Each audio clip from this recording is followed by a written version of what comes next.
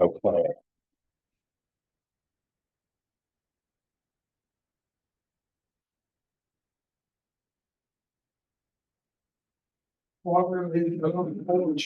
And as people are jumping on, thank you so much.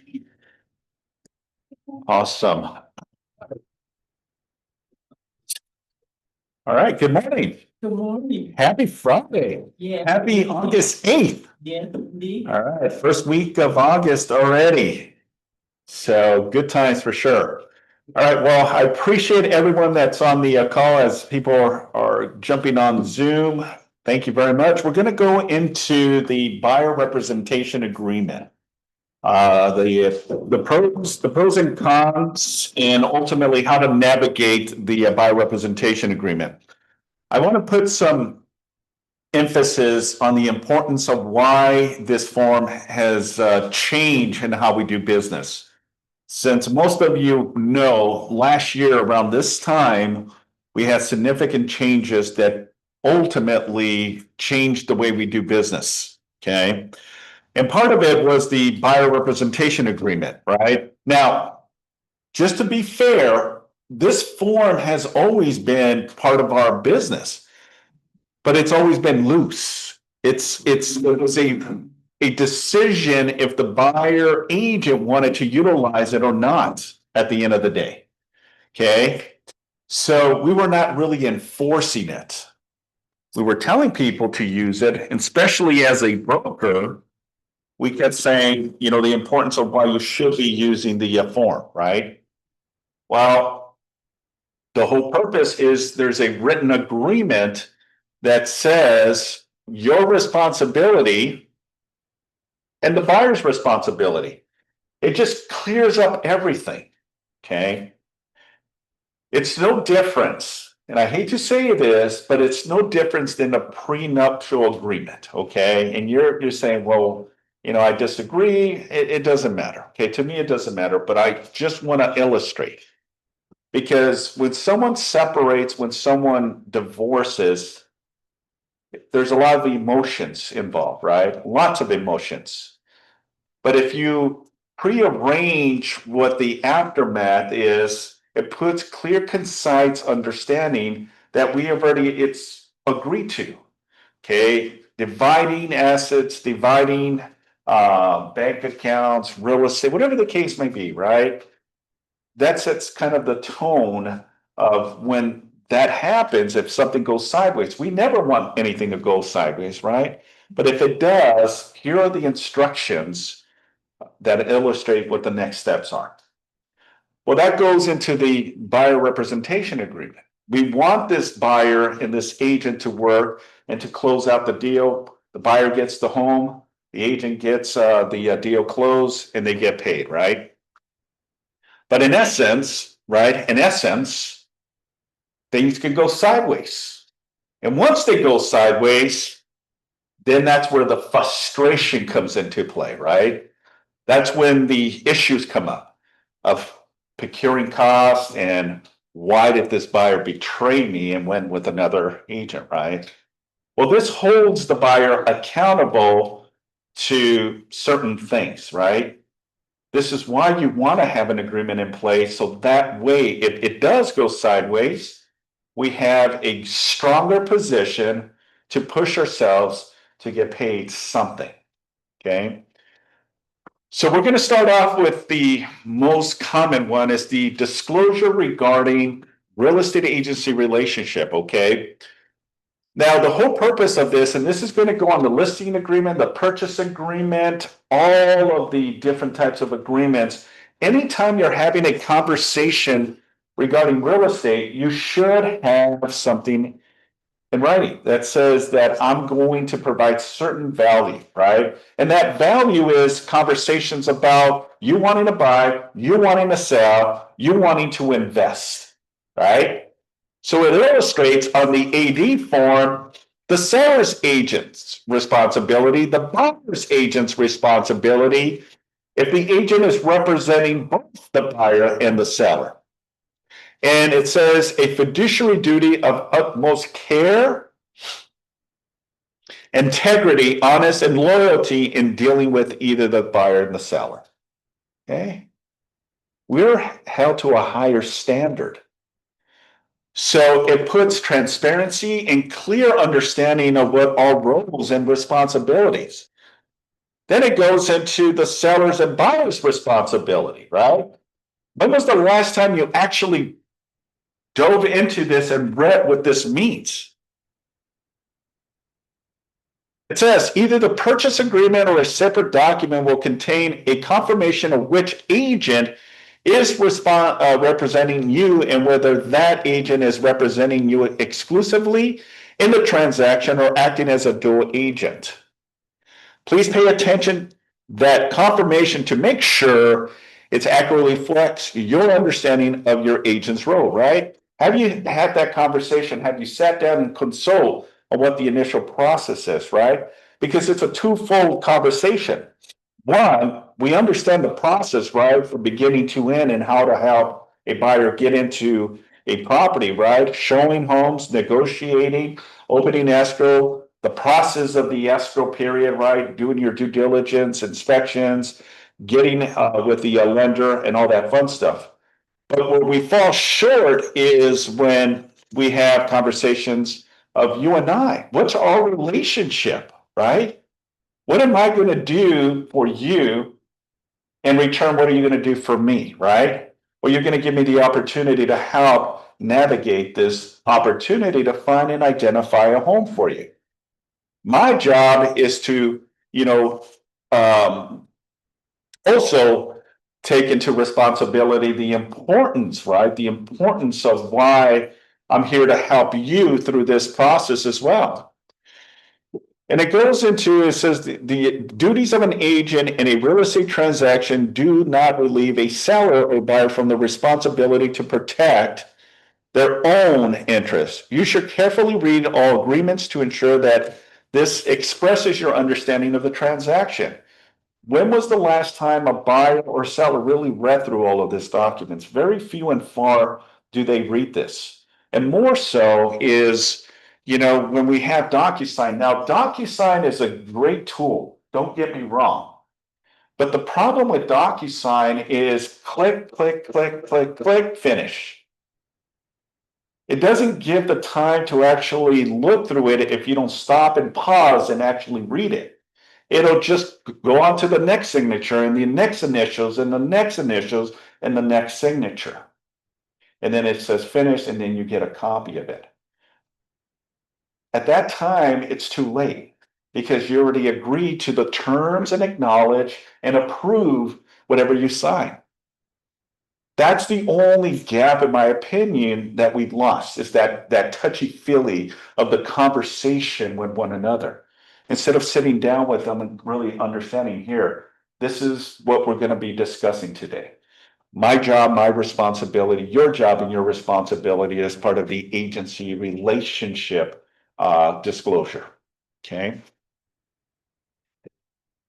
Then we have both the buyer sign or buyer sign. And this is also for sellers as well if you have a listing agreement, okay? So it's pretty self-explanatory. It doesn't really have that much specifics of confusion. It's just a disclaimer that provides the consumer the rights to agency relationships and what the duties of each agent, okay?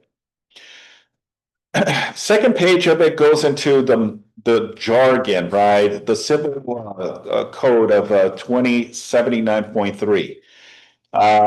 Now, you're going to get a lot of buyers that are not going to even bother about this, but you're going to get some very analytical consumers that are going to read through the whole thing, especially buyers who are attorneys, right? Engineers that have to read every step because they want to make sure they're not compromising themselves and putting themselves in a situation, because they always look at it from a way is what's my exit?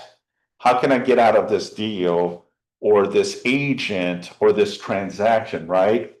Now, most savvy buyers and sellers know they'll read through all these documents, right? This is why you have to sharpen your skill sets. So that way, when you're having a conversation with someone, right, You know how to explain this to them in detail. Okay, and guess what? A lot of agents don't. So when you're caught in a situation is like you don't know how to answer that, and that's where it may compromise your position. Now, I'm not going to go into it because again, it's pretty self-explanatory. Now, a lot of the jargon here talks about different types of scenarios. Buyer includes a vendee or leasing a real property. Take a moment to actually go through it and read it. So that way you understand, the position you're in, right? When you're going through the motions of a purchase of a home, right? And you hire a real estate professional, we are held to a higher standard. And part of it is also that we're not experts in a lot of things. Our job is just to put a buyer and a seller together into a transaction and go through the motions and the flow to get them to the finish line, right? Where we actually officially record, exchange keys, and transfer of ownership. Okay. Here's the problem we see a lot is that agents get themselves in a pickle because they go above and beyond because they believe they're experts. Experts in law, experts in taxation, experts in contracts, experts in roofs and electrical and plumbing and all that stuff, right? No. If you're not licensed in that department, you shouldn't be advising them.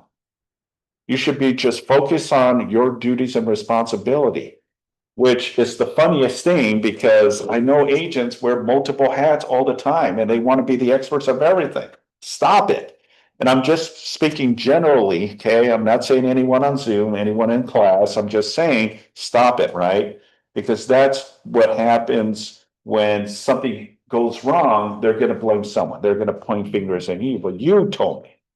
You said this to me, right? So be very careful. Be neutral. Not an expert in that. I would suggest that you speak with the experts that can give you better advice, right? And then go through the motions of it, right? Have you ever been in a position where they say, well, what's your opinion, Simon? Okay, of what offer we should make? How do you answer that? Well, I'm not buying the property, right? I don't want to say, we should make this offer at this price because if it backfires on us, they're going to blame us. Be very neutral about it, and go with the flow of saying something like this. Look, I respect your position of asking me what my opinion is, but at the end of the day, I'm not the one buying this property. I'm not the one responsible to pay the mortgage payment.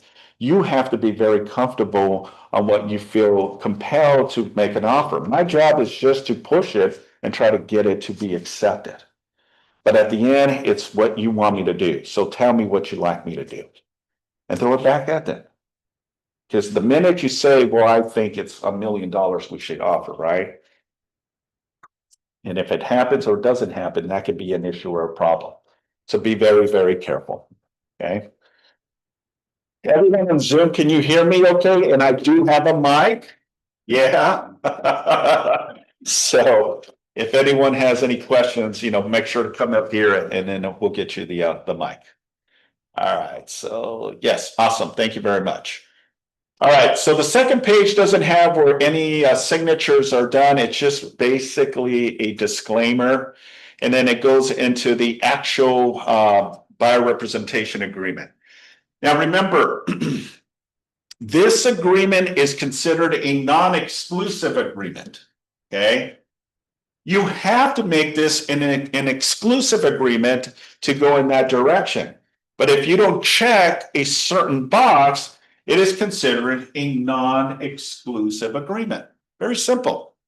How do you make it an exclusive? Well, there's a box you're going to check. So the date of preparation, okay, most of us know is the date that you start the paperwork, all right? Here is obviously the name of the buyers. If it's one buyer, two buyers, three buyers, whatever the case may be, that's the section. Pretty self-explanatory. Buyer, boom. Grants, okay, grants, that means the company, right? In this case, we're just saying for the sake of today, okay, it's the company, right? Keller Williams. Okay. That's it. Nothing more. It's the company. It's not you. And so it shouldn't say the buyer and Simon Casades. It should say the buyer and Keller Williams. Make sense? Yes. All right, now we go into the most important of the entire agreement, goes into terms and consideration, right? The representation part of it. This is what we call the grid, okay, which I love because the grid provides all the answers to all of the questions regarding this if you understand how to navigate it, okay? Because on there, it'll have in certain paragraphs a section where to go and reference it. So if you don't know, good question, let's go ahead and reference it where we can actually now explain what that means. Representation period, section 8.1 talks about the beginning of your duties to represent a buyer. Okay? That's the moment that you're going to start working with this buyer. If it's today, if it's tomorrow, that's the day you're going to put. So beginning day would be today. What's today's date? August 8th of 2025, right? So then you're going to put today, right? If you're going to be working. The end date is the expiration date, which is at 11:59 p.m. If you were part of the classes in the past, we talked about days, we talked about contingency periods, and we talk about the specific time frame, right? Which is a standard 11:59 p.m. That date here is the expiration date of when this agreement expires. Upon completion of a resulting transaction, whichever occurs first, meaning that if you are the agent that ultimately gets them to the finish line, you're entitled to compensation. That's simple. It's a receipt and proof that you were the one that got the buyer to get a property, close the deal, and you should be entitled to compensation. Now, it also emphasizes here that this agreement does not exceed 3 months, 90 days, unless buyer is a corporation or an LLC.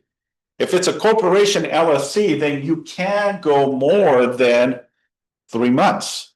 But if it's a standalone buyer, 3 months. Now, I get this question quite often. Well, what if we don't find a property within the 90 days? Then what? Okay, then what? What happens? Extend. In the extension. Yeah, you do an extension or it expires and you don't have to work with that buyer anymore. What if the 90 days you work with an unrealistic buyer? How many times have we worked with unrealistic buyers, right? That they expect everything and they're not being realistic, right? And they make you throw lowball offers, stringent conditions that just doesn't make any sense. And you're like, I'm kind of glad that I'm not working with this buyer anymore, right? And you let it expire and you're done, right? That's the beautiful thing. Then you have no duty to that buyer anymore. But on those very rare occasions where you do want to work with that buyer, then you need to do an extension of time. And there's a modification of that extension to work with this particular buyer, right? So, and we'll go into it a little bit more. So as a required under the California code, if a representation period exceeds 3 months, a buyer is not an entity, this agreement is void. And I get this quite often, guys. I get this all the time. Is do I have procuring costs, but my agreement has expired? Well, it depends. And we're going to go into a continuous a situation where if you do put certain language in there, you might be still entitled to go after compensation on a procuring cause against the buyer. And we'll go into that in a bit. Section A2, type of representation.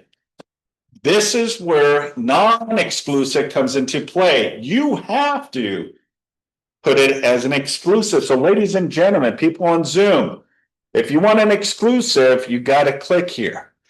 Now, what I love about this, it says 4B.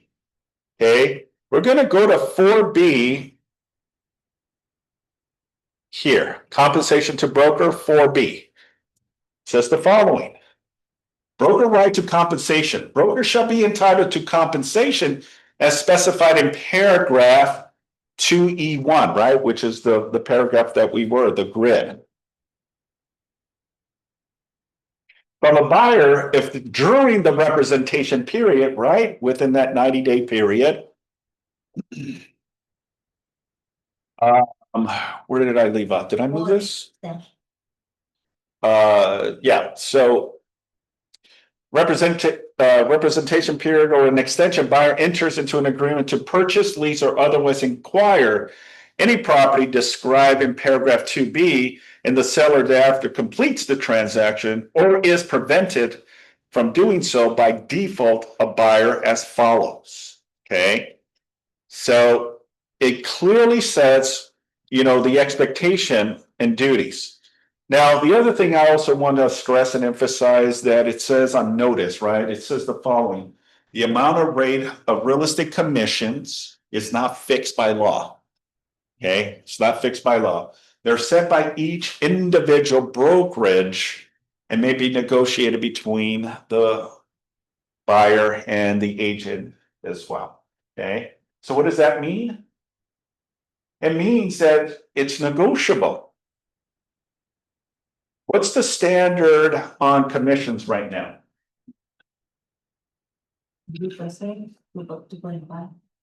Yeah, 2.5% to 3% is your normal, right? That's your fee, right? That's your fee to represent a buyer. But the buyer may come back and says, look, 3% is a little steep. I don't want to pay 3%. I want to pay you 2%. And you in return can say what? Yeah. You can either accept, you can counter or reject it. It says, no, I don't work for 2%, unfortunately. What you're going to get is world class, whatever your skill is, right? And you can argue your position on why you should be earned more commission at the end of the day. But also remember that there's two parts to this, right? Because what if a buyer doesn't have the means to pay you compensation? This is a first-time home buyer, right? First-time home buyer, very little down payment, going to FHA, barely can scrape enough for the down payment closing costs, and they don't have sufficient amount to pay you a 2.5% or 3% commission. Then what? Right? So we'll go into the details as well on that. Okay. So number one, it says non-exclusive representation, broker involvement compensation is paid only if there was a broker involvement with the property.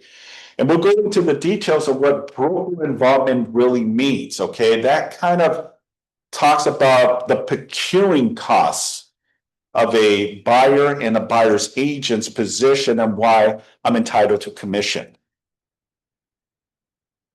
Number two, an exclusive representation buyer acquisition. If an exclusive is checked and initialed in paragraph 15, broker is entitled to compensation if a buyer acquires property during that representation period or any extension with or without broker involvement. So the beautiful thing about an exclusive means that if the buyer goes and finds a property on their own or decides to go and cheat on us and work with another agent, we're still entitled to go after the buyer for compensation and say, here's my invoice. You sign an agreement with me as an exclusive. Therefore, here's my fee for services rendered as an exclusive. That's simple, folks. There's nothing complicated about that. It's very, very simplistic. Now, if it's a non-exclusive, then it's a loose agreement. On a non-exclusive, it changes the conversation and the chances of us to get, because then the argument that the buyer can have, it says, well, were you involved in this particular transaction? Did you have a lot of emphasis in that position? Meaning, did you show me the property? Did you submit an offer? Did you negotiate? Did we open escrow, right? So that's gonna be the buyer's argument that they may not have that position and therefore may not be in a position to pay you compensation. Okay, so you gotta look at it from two angles. Number three goes into includes any person or entity other than the broker related to the buyer or who is in any manner acts on behalf of the buyer to acquire properties described. And then this is again the part of the broker involvement, right? This is why you want to have an exclusive agreement, because if you don't have an exclusive, these are the bullet points of what must happen in order for you, right, to be able to collect compensation. It says the following. Buyer physically entered and was shown the property by the broker, meaning the company and the agent, right? You're a Keller Williams agent, so in emphasis, it's you and the company. Broker showed the property to buyer virtually, okay? So what is virtually? Well, you have a camera, you have a phone, you're going through the property, you're giving descriptions. This is the property on 123 ABC. As you can see, this is the bedroom, here's the bath, here's the hallway, here's the garage. Virtual, right? That holds water. Broker submits to seller a signed written offer from buyer to inquire, lease, exchange, or obtain an option on that property. Pretty self-explanatory, right? If I submit an offer, right, I put some time, effort, and energy. I took the time to draft this purchase agreement, put all of the information in there, and then submit it to the seller for consideration. The next one is broker performed a market analysis related to the property or review specific documents or disclosures with the buyer. Okay. Buyer goes into an open house. Buyer says to Simon, hey, give me some information about this property. And then you start doing some work regarding that flyer that your buyers went to an open house. That falls under this category of performance, right? Because you're doing a little bit of work, a little bit of analysis, maybe checking to see if it's appropriately priced. And all of this information can be done to the MLS, right? Because immediately when you put it on the MLS, it'll tell you how many days on market, cumulative days on market, and how to set the tone if they're interested in submitting an offer, right? Simple. And then lastly, the property was introduced to the buyer by broker or one for which broker act on buyer's behalf. However, merely sending buyer list of property shall not be deemed broker involvement without documentation action on the part of the broker analyzing the property for buyer specifically or assisted buyer in the potential acquisition of the property or communications with seller or seller's agent regarding buyer's potential acquisition of the property. Okay. Pretty self-explanatory. It kind of breaks it down is, look, you're entitled to compensation, but just because you send me a list through the MLS of 50 properties, the buyer could say, well, that's not good enough for me to pay you compensation. Okay, because it has to be where you have put a lot of time into it, right? Submitting, working on the offer, analyzing, doing comps, right? Really doing a thorough inspection, work into it, then I can see your involvement in entitlement to compensation. And you got to weigh it out, right? Because when I hear your case, I'm looking at all different variables on it and how I'm going to approach the conversation. If you have a good claim or if you don't have a good claim, okay? And if you don't have a good claim, then I'm going to say, look, it's going to be an uphill battle. I don't think you have a good claim here. We can try it, but also understand that, you know, if we don't get it, you got to be okay with it as well. I always want for the agents to win, but the truth of the matter is I get a lot of calls on procuring issues and buyer broker agreements. And one little error, one little mistake that you do can set this where you're not going to get paid. You basically have to consider it as a learning lesson. And I hate to say it that way, but the reality is, you know, we learn from every mistake we do. And trust me, I made mistakes all the time. Okay. and I take ownership to it, but I learn from them, right? Because then I know what not to do, what not to do. Any questions regarding broker compensation? Okay, let's go back up. Now we know that section A2 talks about making sure you check exclusive. Now, B section talks about the property to be acquired. Broker, including any associate licensees working through a broker on behalf of buyer, provide services for types of properties in the location specified below.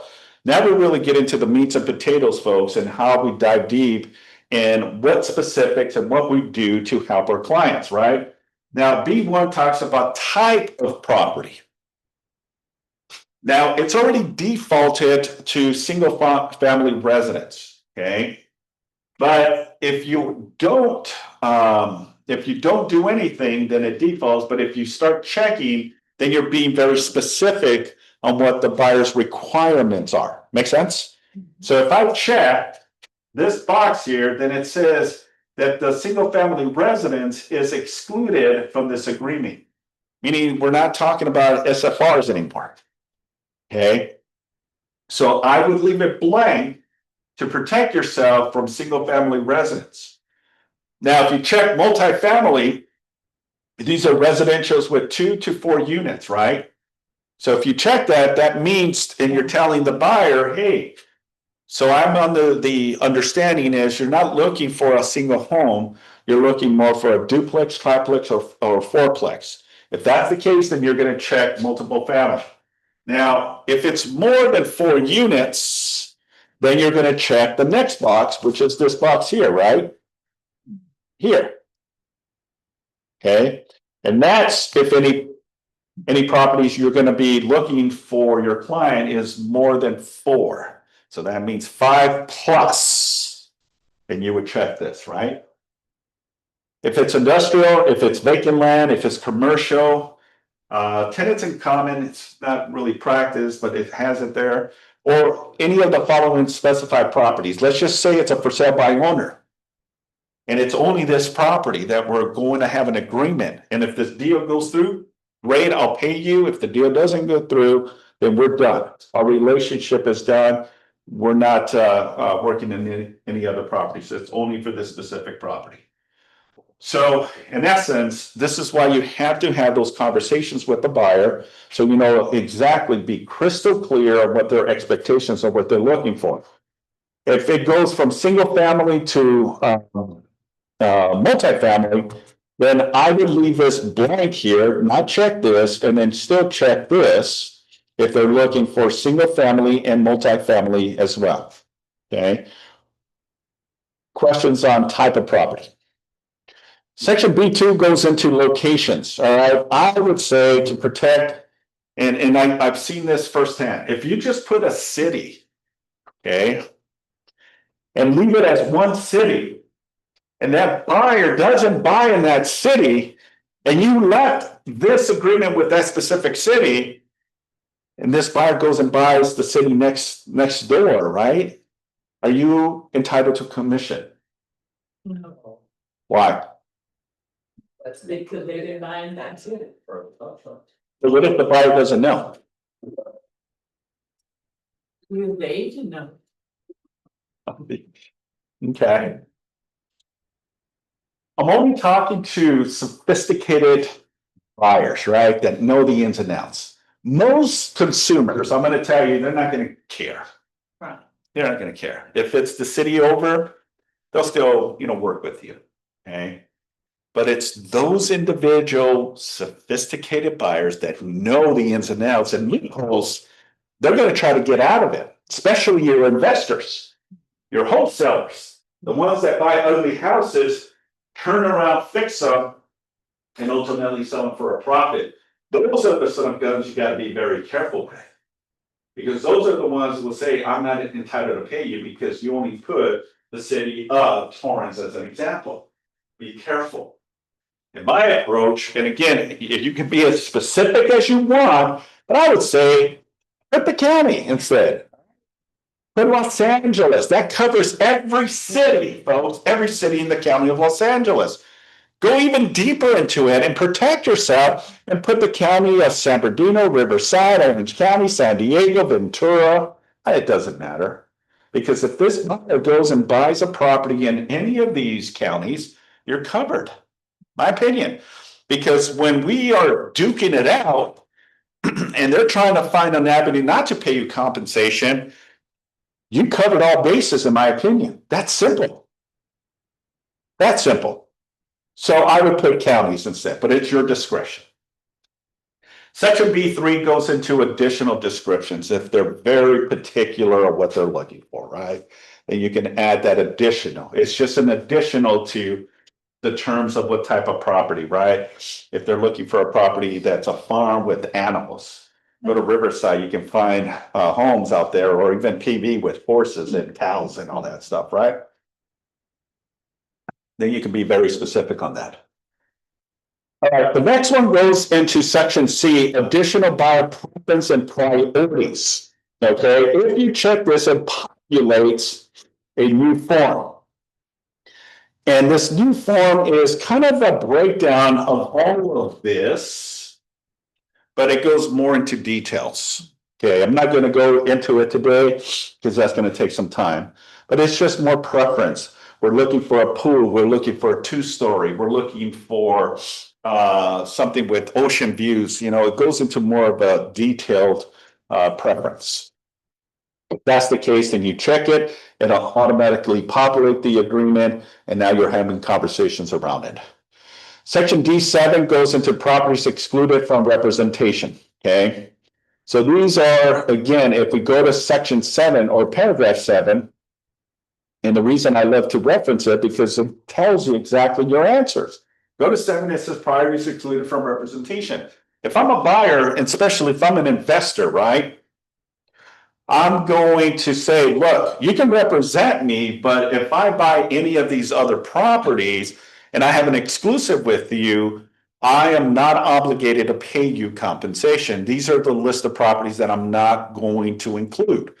Then it goes advisory regarding buyers signing multiple buyer representation agreements, because the buyer can work with multiple agents. I hate to say this, but they can, even if it's an exclusive one.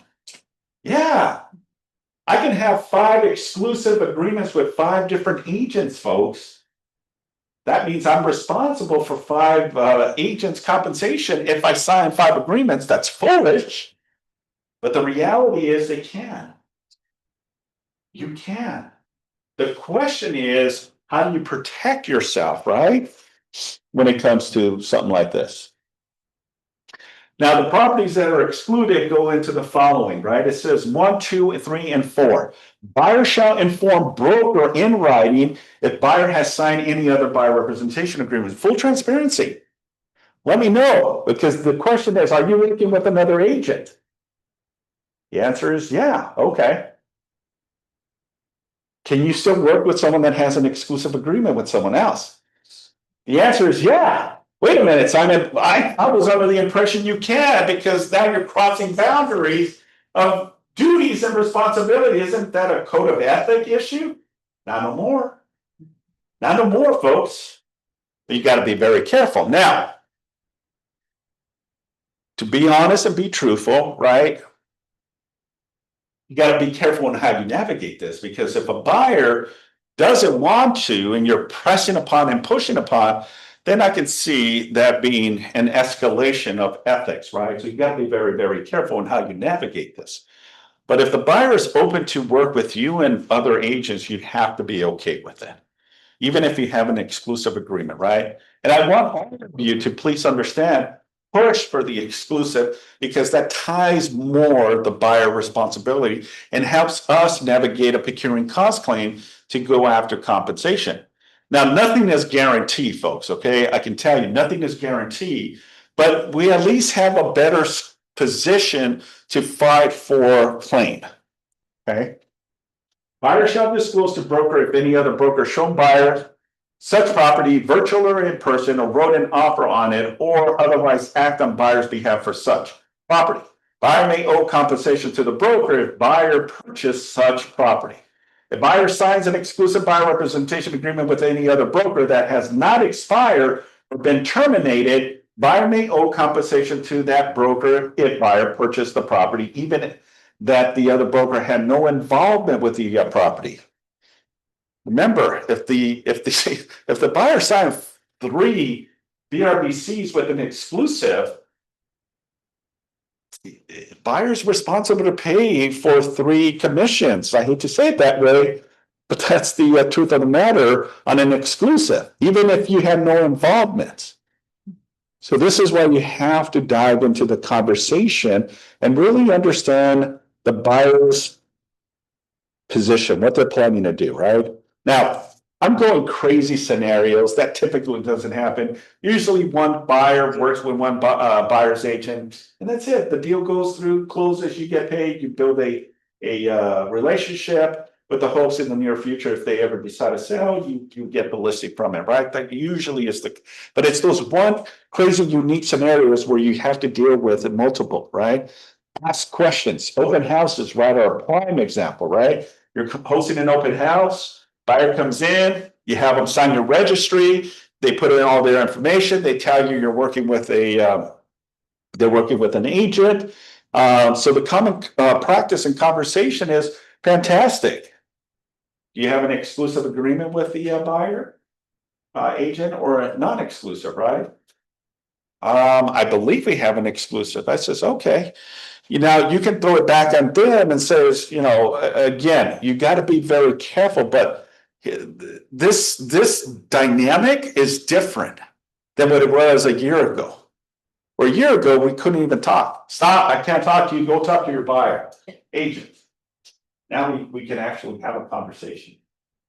Now, it's not the same for sellers, right? If the seller is listed as an exclusive, then yeah, stop, no communication, because that is considered a violation.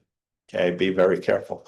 But these, because remember, now, since last year in August around this time, we had the changes with the National Association of Realtors lawsuit, right? That now removed commissions from the MLS and removed the listing agreement of cooperating compensation, right?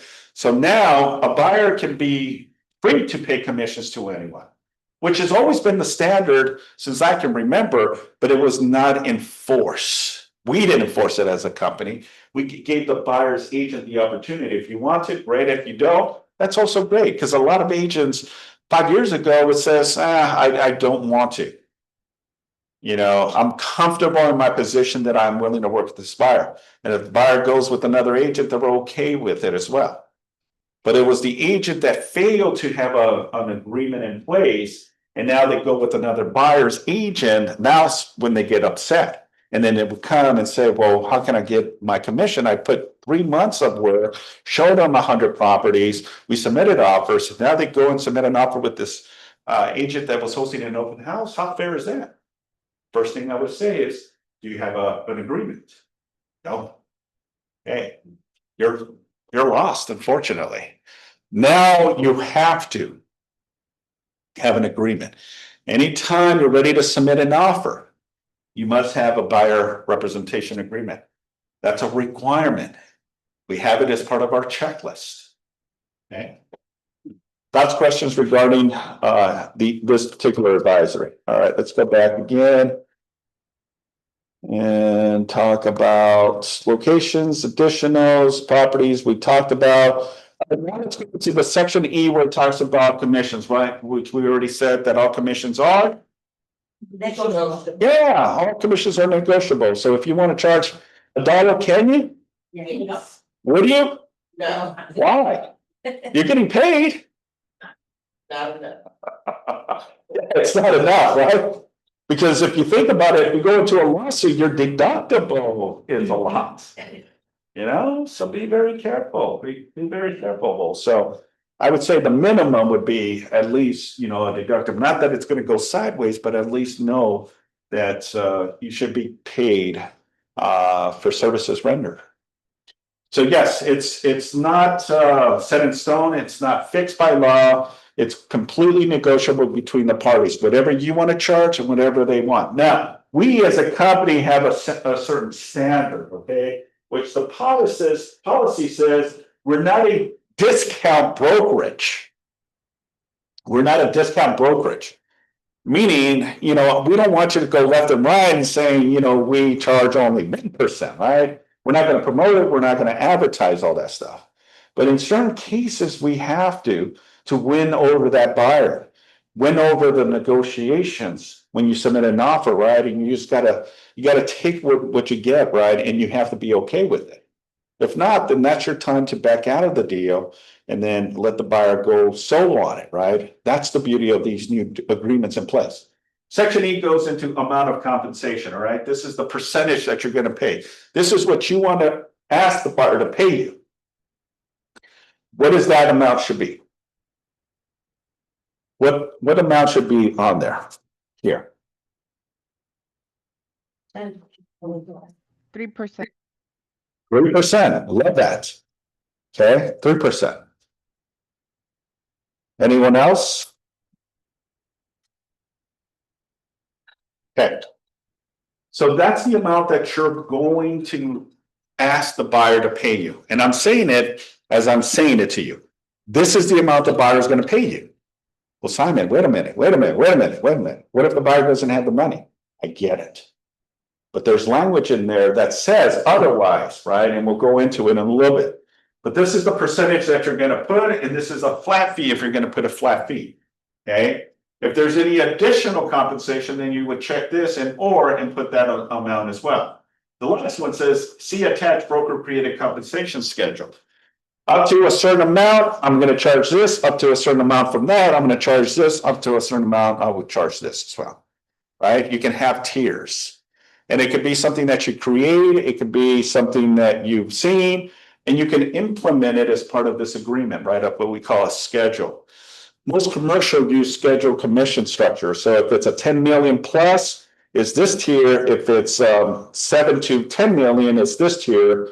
And then 4 to 7 million is this tier, and then so on and so forth. The higher the price, the smaller the commission. The lower the price, the bigger the commission percentage is typically is what we see in commercial. Thoughts, questions, concerns? All right. Section E goes into payments received by broker from seller or others. Okay, I love this. It says, if broker receives compensation from seller or other for broker representation of buyer, the amount shall be credited. This used to be hidden on the old BRBC.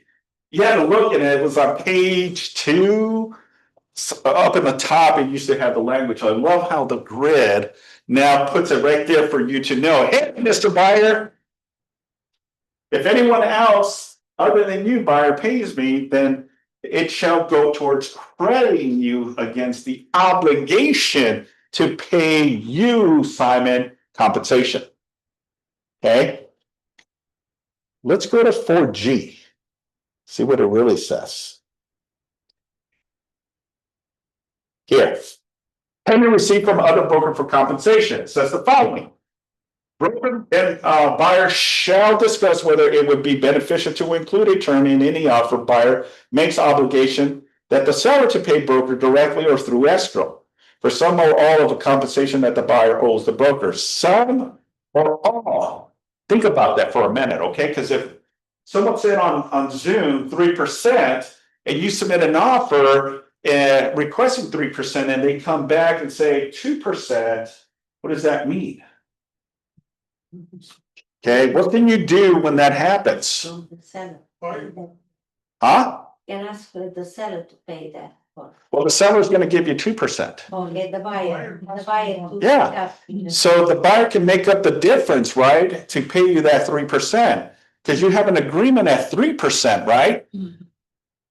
And then you submitted an offer for 3%, but the seller comes back and counters you at 2%.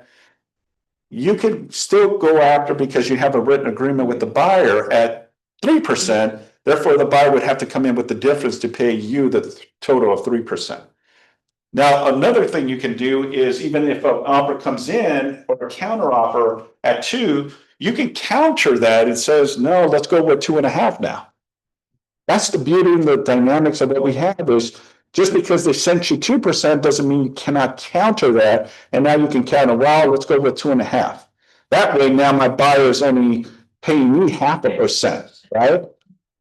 That's the beautiful thing. Or you can accept that 2% and squash it because you know that the buyer's going to pay you the difference, right?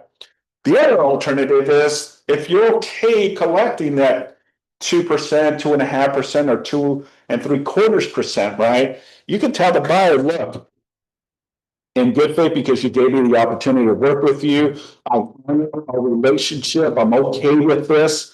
I'm going to squash it and waive the difference that you pay me. Done deal. What do you do then? Well, if that's the case, if you have 3%, you have to do a modification of buyer representation agreement that tells the buyer full transparency that you're okay taking that 2 or 2.5%, and that you're going to modify what we originally agreed to the lower amount. That way the buyer's not responsible to pay you the difference. Make sense? That's questions, concerns regarding this. Okay. If seller does not pay as required, buyer assigns the broker a third-party beneficiary and writes buyer has to pursue the seller for such compensation. Number 3, under a settlement agreement binding with a realtor's broker is prohibited for receiving compensation in excess of the amount in this agreement. Buyer is advised not to include in a purchase offer a request that the seller pay an amount higher than the amount in reference to this. Okay, so if you put 3% and then you submit an offer at 4% compensation, it's not valid. Okay, because it has to be in alignment or mirror to what the BRBC. Now, if you want to go after for 4%, by all means do so, but know that this has to reflect that 4%, because part of the negotiations, the seller and the agent could say, send me a copy of your BRBC. Now, last year it was a requirement. This year it's negotiation. The seller and the agent could say, well, you're asking for 3%. I want to see what the agreement you have. And that can be part of the counteroffer. Listing agent is requesting a copy of the buyer's agent's BRBC as part of this agreement, something to that nature. Full transparency. Make sense? Okay. So Yes, I sir. think one of the main things agents need to make sure of is on the portion of the compensation is that the buyer has an absolute understanding that if the amount of compensation the seller is willing to pay is less than what was agreed upon on the BRBC, that contractually they, the buyer, have to make up the difference. I think a lot of agents get themselves into challenges with their buyers when there's a difference that the seller was willing to pay for, and that the buyer now has to make up the difference, and they're not aware of it until they see it on their closing cost sheet saying, what's this, Right. And so I think a lot of headaches can be eliminated making sure that your buyer from Jump Street understands that they are on the hook for the difference and that they're okay with that. Right. Okay. Yeah, good point. Good point. Thank you, Steve. Absolutely. This is the beautiful thing about these agreements. Everything is all about negotiations. All right, let's go back up for the sake of time. All right, so we established, the compensation, we established payment received. Now we're going to go into the section E3 when it talks about continuing rights to payment for broker involvement properties, okay? And again, we talked about broker involvements, right? What is that?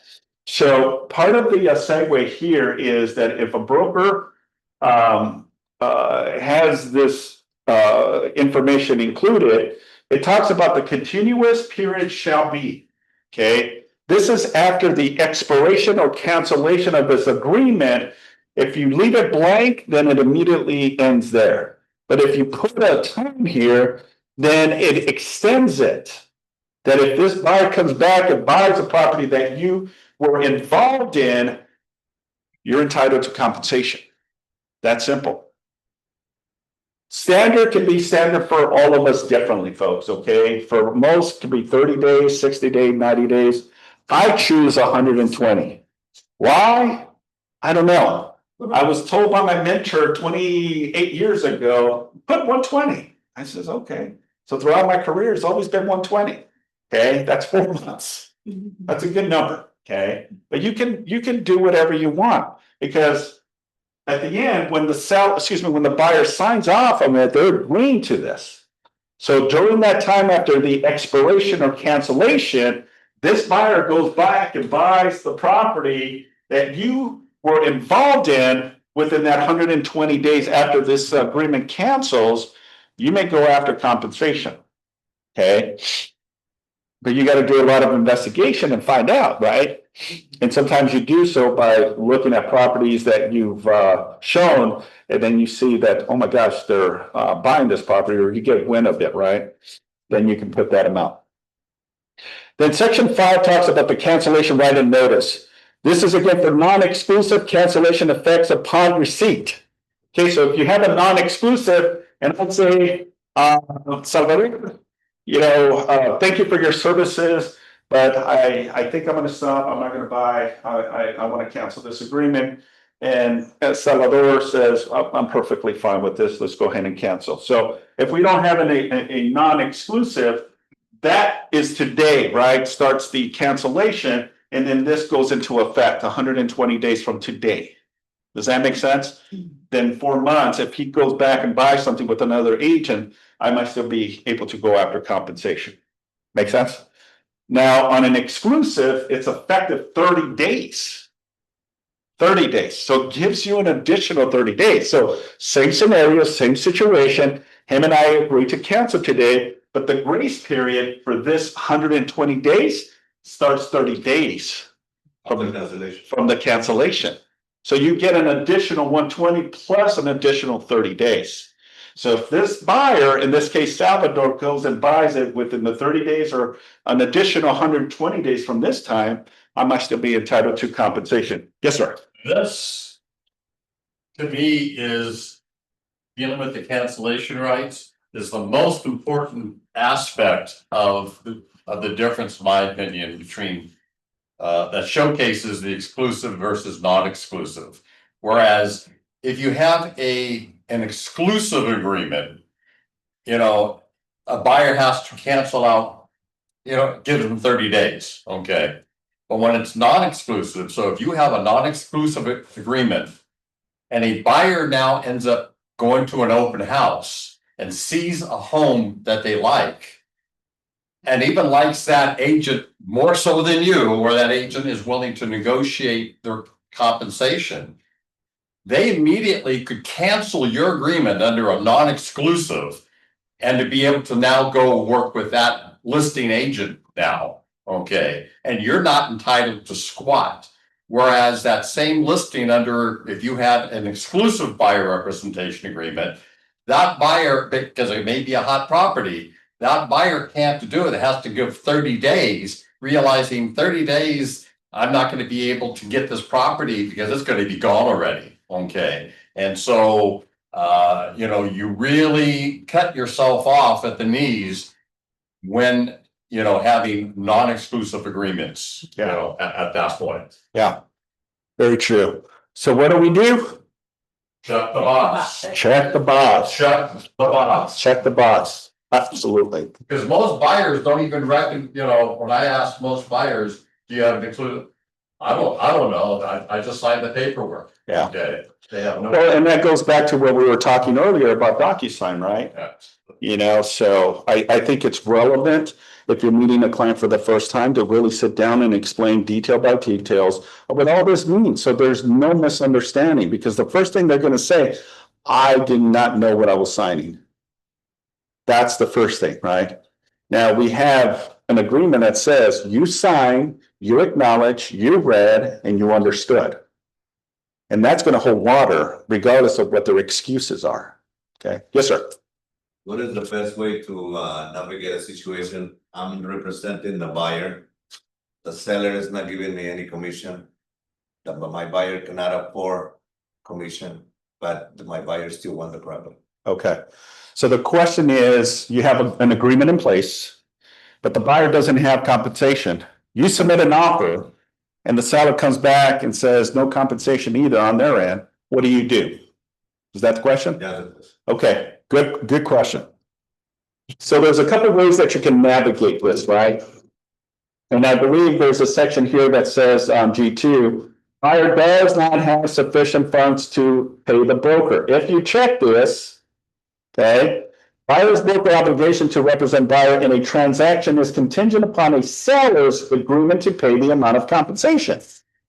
And that can happen where you're dealing with what I said earlier on an FHA client, right, that barely has enough to scrape for a down and closing costs, right? And to pay 3% on a 500 or 600 or 700,000, that's a lot of money. So if that's the case, then you need to know your position if G2 is signed and or checked off. And let's go to 9B2, 9B2 to kind of get an illustration, right? And it talks about the financial obligations, folks. And it says the following: financial and personal information within the time specified, buyer shall provide relevant personal and financial information, including but not limited to proof of funds needed to complete the purchase of the property and satisfy the obligations to pay the broker, and a pre-approval, pre-qualified letter to the broker to ensure buyer's ability to acquire property. Standard practice, folks. When I'm sitting with someone, I need to know if you qualify. I'm not going to spin my wheels showing you property, submitting offers when you're not even approved. Yeah. But part of the process, folks, you can ask for proof of funds. I want to know if I'm going to be wasting my time or not. In a professional way, I'm going to ask for that. Part of the process is, do you have the means to pay for a down payment? Obviously, you're going to push them to the lender, and the lender's going to do all the heavy lifting for you, right? But in essence, you can also ask for this because you need to know where you stand because of these new changes, new rules. Buyer's responsible to pay, which has always been the case, but now it's enforced where you have to have an agreement if it's a non-exclusive or an exclusive agreement. Furthermore, it talks about if the box is checked under 2G2. If any property for which buyer writes an offer to purchase, A and B says buyer agrees to include a term in buyer's offer requesting seller to compensate. That's where we check for us to get compensated by the seller, which is perfectly fine. And for 99% of the time, that's what an agent does. They want to get the commission because that's how we've been programmed for all the years we've been in real estate. We've always asked the seller to pay for a commission. Okay, since last year that changed, and that was like, holy moly, what just happened, right? So we're going to always ask for the seller to pay.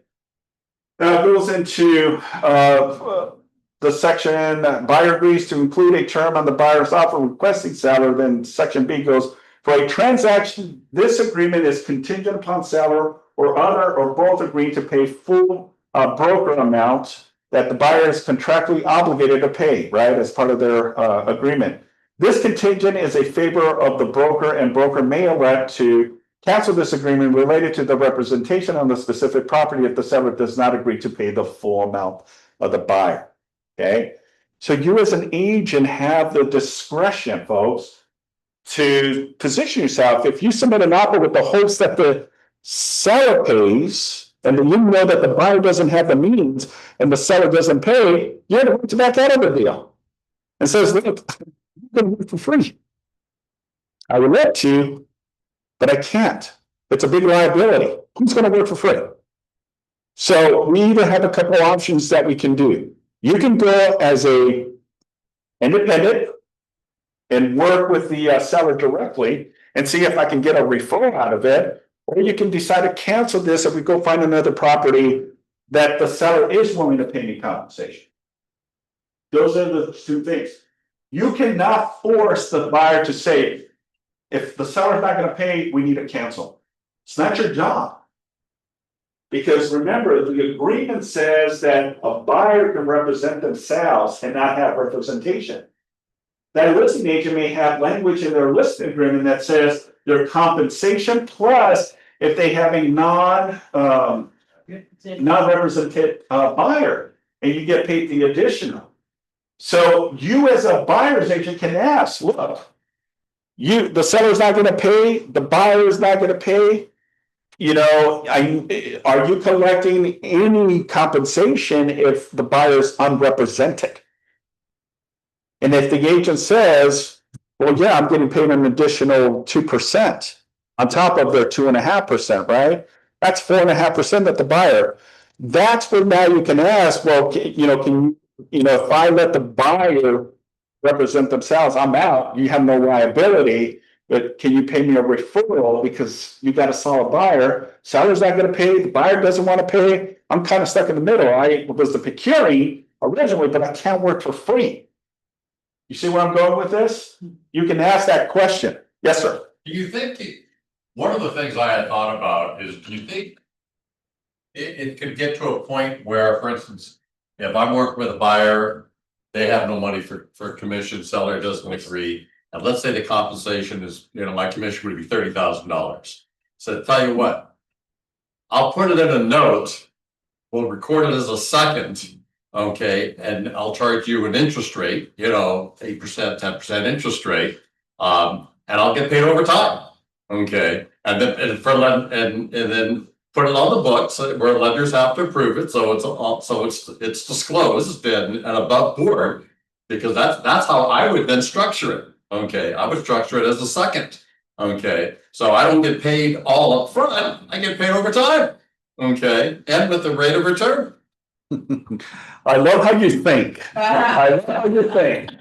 But the truth of the matter is, what buyer's gonna do that? Who's gonna put, an additional obligation? Because I can tell you, Steve, I love what you're thinking and I love the direction you're going with this. But when they're ready to refinance 5 years, 10 years from now, and they realize, holy moly, I should have to pay this agent 10 years ago, they may not be in a position to say, I don't want to pay you. Well, that's awesome. I get it, Steve. Not the direction I would go, but I love the way you're thinking, right? Honestly, the best thing for us to do is, look, I want to work with you. And if you build that confidence with the buyer, they're willing to say, let's just cancel, let's go find another property. There's dime a dozen homes out there that sellers will pay you compensation, okay? Or maybe the buyer will do right. It says, look, I'll scrape what I can. You've been an awesome agent. Let me go ahead and take care of you. Problem solved, right? It's the way you navigate this. Pamela. So it's been about a year now since this went into effect, and you as a broker, your experiences, have they been where the seller is still willing to pay that compensation? Yeah. Is that what you're finding? Good point. Good point. So I love what you're saying. So the answer is yes. Okay, It's been pretty standard where the sellers are still paying compensation. okay, Very rare do I see where there's no compensation.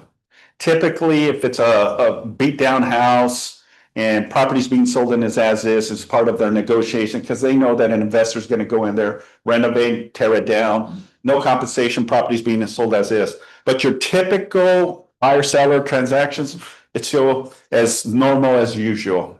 Normal as usual. We haven't seen much of that happening where the seller is not paying compensation. Yes, sir. I have a case with their send an offer. Mhm. And then I asked, hey, what is the commission for the buyer side? He goes, I just negotiated my commission, that's seller agent said.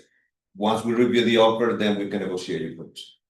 Repeat the question again. I'm sorry. I had a little Yeah. thought. I sent an offer Uh-huh. and I asked the agent, what is the commission on the buyer side? He says, all I agree is in my commission, the seller agent said. He said he wasn't giving anything to the buyer side. Yeah. Then he told me, let's review your offer, then we will negotiate your commission on the buyer side. Okay, so I'm clear. You're saying when a Yeah. buyer's agent is not submitting a request for compensation on the seller? No. It did happen to me. I did send an offer to the property. Yeah. But, and I asked the agent, the seller agent, what is the commission for the buyer?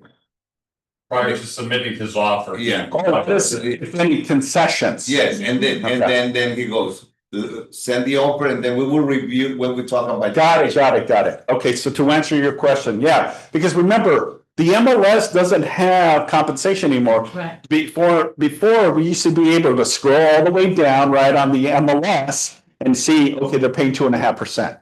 So it was already secured, right? It was already embedded that we already knew what our compensation was gonna be, right? But now it's not. So part of the segue is, look at the MLS and you'll see where it says seller concessions. If it's left blank, you know that it's negotiable. If they say yes, you know that they're willing to pay concession. If it says no, does that mean you still cannot submit an offer for compensation? I'll still submit. I can care less. You know what? If it's a strong offer, solid, and you build that report, Steve is a great negotiator. He'll probably influence to try to convince them to pay compensation, right? Because Steve is just good at what he does, right? Doesn't matter, just because there's a door in front of you, doesn't mean that's the only option to go, right? Find a solution. In this case, even if it says no commission is being offered, still submit it with that request, right? And if they may have a change of heart. Maybe the property has been on the market for a very long time. This is the only offer they receive. And to make it stick, they'll say, look, you know what? I need to sell this property and the terms are great. Let's just do it. And that may be the change of how they think in this thought. I hope that kind of. But Sal, the answer to your question is the listing agent did 100% correct response to your question. Okay, acknowledging that he negotiated only with the seller on behalf of his commission, and only upon receipt of an offer, from the buyer's offer, will they then consider offering buyer's commission based on what the offer is. Yeah. Okay, which is exactly how you should respond as a listing agent when asked that question. Absolutely. So thank you, Steve. So to add to that, I wouldn't divulge any information until we get an offer. So if an offer comes in and says, well, what's the compensation? Well, it's all going to depend on the price, terms, and conditions. And when I sit down with the seller to go over it to determine how we're going to structure the commission, because right now, I don't know, because that's not part of our conversation. Keep it neutral, okay? Now, most agents now on the MLS are putting private remarks and open remarks about sellers willing, because the market has softened up a little bit. Properties are taking a little longer on the market, right? So they're putting some type of condition saying that the seller is willing to pay up to 2.5% of buyer's concessions. That's it. Don't say broker commissions. Don't say anything about brokers being paid. Buyer's concessions. And that complies. Okay. A lot of great questions, folks. All right. Do we have any questions on Zoom? I know I went over my time. Let's see. So, yes to hear. Okay. 2.5. Okay. Awesome. Have we lost anyone still? We got about 19 people still on Zoom, surprisingly. So thank you again for hanging in there. I apologize for going a little over my time. If you need to go, by all means do so. But it goes again to the financial responsibility. I think we kind of understand if that happens. Reasonable care in other professional systems. So let's just go back to the grid. And again, if the buyer does not have enough sufficient to pay you, then you're going to check this. H goes into other terms. If there is any other specifics that is not included in this agreement, then you can put it in additional terms. Now, the beautiful thing is, if I go and put all of this, and you think, well, it's not all going to fit here, right? The thing is, it does provide you with a text overflow. So it'll add the additional information on there, folks. Okay, so don't think that because it's just a one-liner, it'll add a supplement to whatever terms and agreements. Initials, advisories. We went through some of the big concerns. We talked about continuous, timing of compensation, payment through escrow, that all commissions are paid through escrow, right? So just making sure. Payments received from other for broker compensation, broker and buyer shall discuss whether it would be beneficial to include terms in the offer buyer to make obligations. The seller pay directly or through escrow for some or compensation that the broker owes the broker. Third-party beneficiaries and rights, disclosures, cancellation of buyer representations. We talked about. We also talked about agency relationship. And then the possible dual agency with seller, basically, it's a disclosure that I might be working with multiple buyers submitting offers to this same property, right? So it's a full disclosure. We talked about property excluding from representation. This is a list of properties that the buyer doesn't want you to strike out or remove because they're already working with another agent, possibly, or negotiating. Broker's authorization and obligations. You know, we talked a little bit about that as well. And buyer's obligation in good faith, buyer agrees to timely view, consider property selected by broker, negotiate in good faith to acquire property, and buyer still agrees to act in good faith towards the completion of contract enter into the property. So pretty self-explanatory, right? The whole purpose is that, you know, there's buyer responsibility as agent's responsibility as we go through the process.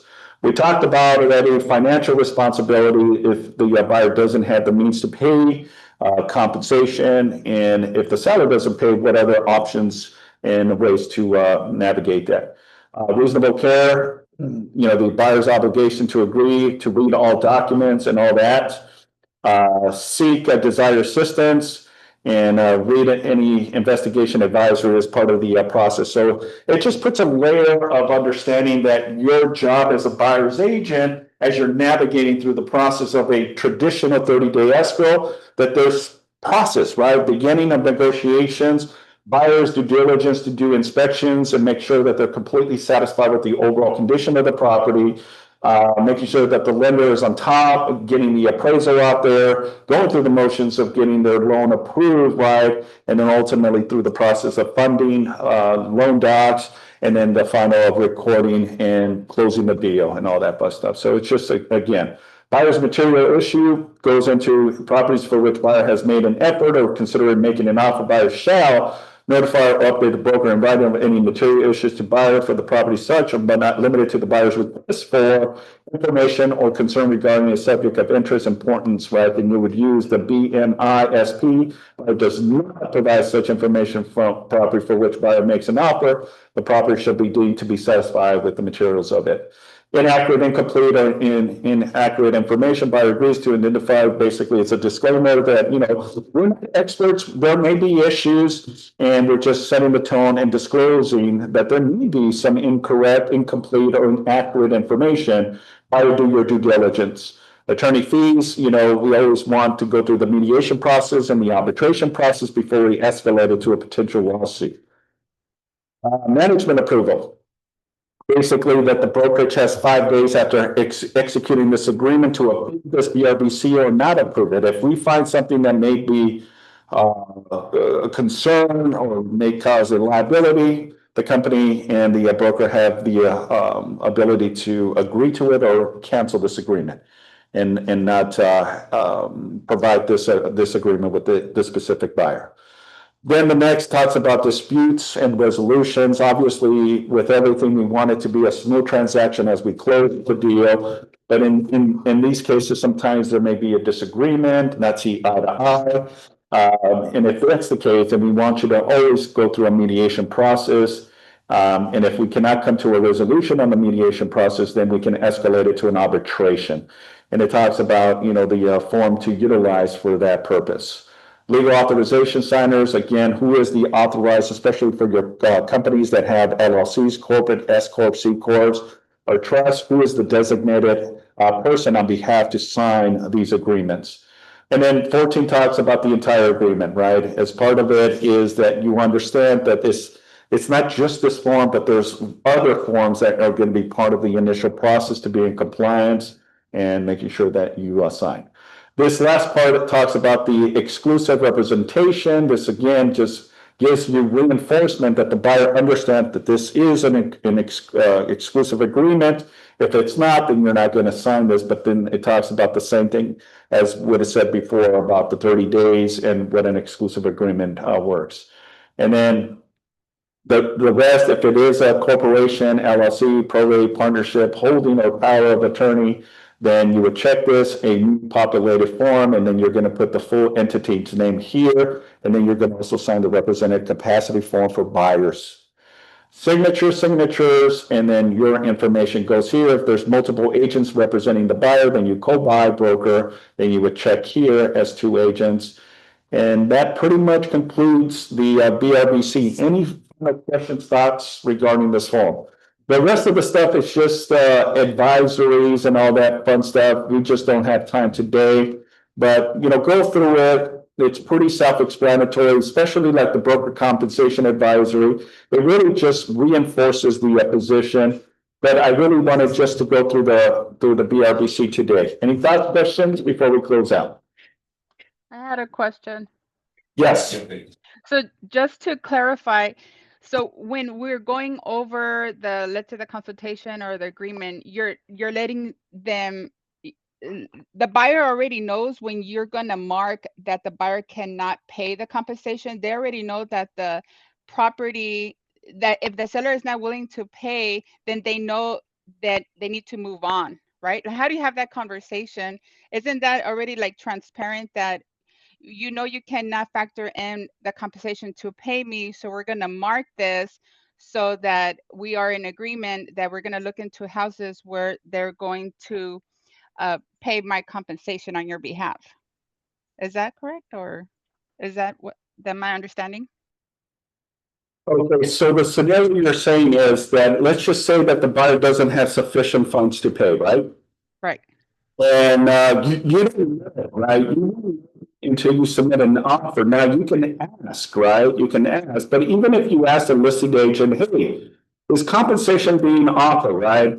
Some agents will say, well, you got to submit an offer. Some will say, yeah, we are definitely paying concessions to the buyer, submit your offer. Or some will say, no, we're not going to submit or consider any compensation to the buyer. The buyer agent is responsible to ask their buyer to pay the commission, right?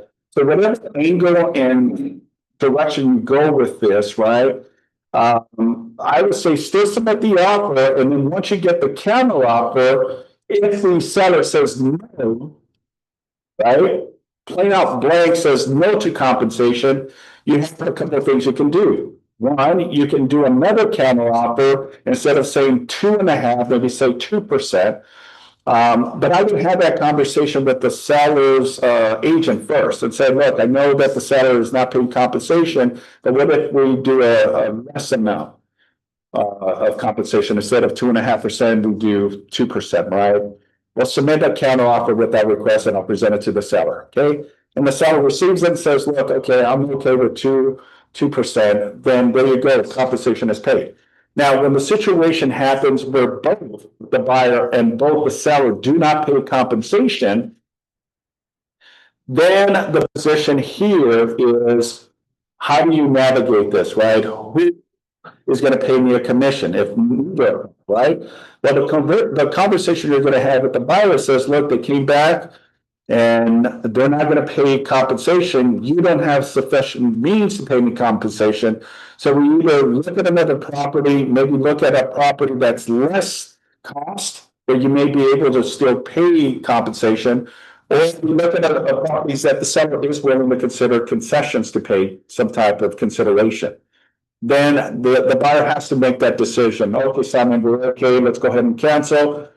You're still within your contingency period. So we can cancel, and what is the listing agent going to say, right?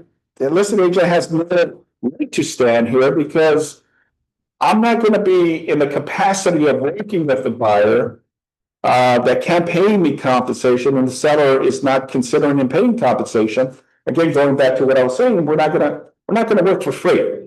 So the options are three: either let them represent themselves with the property because they want the property. You cannot stop that from happening. You still have to, but also advise the buyer saying, look, there's recourses, there's liability, because the seller and the listing agent are not going to take care of your best interest. They're going to be taking care of the seller's best interest. So they're going to protect the seller, not you. So if you're willing to go in that direction, then by all means go as an unrepresented. The listing agent is going to do all the paperwork. I'm out. I have no entitlement to this because I'm not part of the agreement.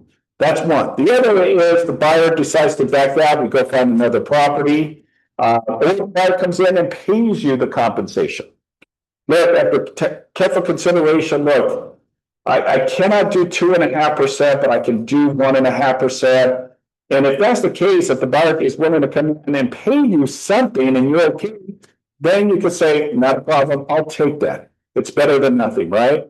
You get the deal done, you're still in escrow, and, excuse me, you're going into escrow, and ultimately you're gonna get paid a compensation. Or the buyer decides, let's just go find another property and be done. Does that answer your question? Yes, thank you. All right, do we have any others? Okay, the Zoom is not consistently clear, the sound is not consistent clear on Zoom at the moment and difficult to understand what you're saying, Simon. Okay. I apologize, and I think it's because it's echoing in here. Sometimes we can hear it good, and I apologize. But if you have any specifics that you have, you can always email me or text me or call me, and I'll be more than happy to explain. With that, I appreciate